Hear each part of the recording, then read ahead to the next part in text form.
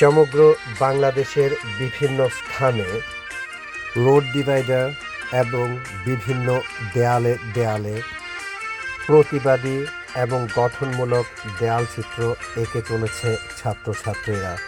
তারা নিজেদের উদ্যোগেই রং এবং তুলি কিনে এই কাজটি সম্পন্ন করছে। ট্রাফিক কন্ট্রোল ব্যবস্থাও এখনও রয়েছে ছাত্রছাত্রীদের নিয়ন্ত্রণে।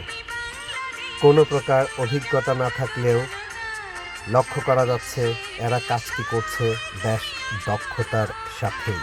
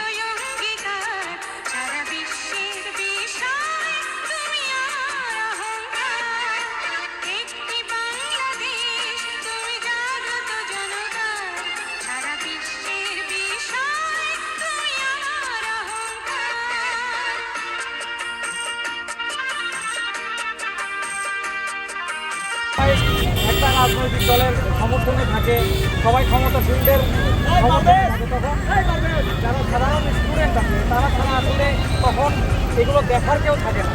তো ছাত্র জনতার বিপ্লবের জন্য আজকের এই স্বাধীনতা আমরা পেয়েছি, আমরা স্বাধীনভাবে দেখছি, আমরা প্রতিবাদের শব্দ দেখছি। আশা করি আমাদের এই দেখাগুলো দেখে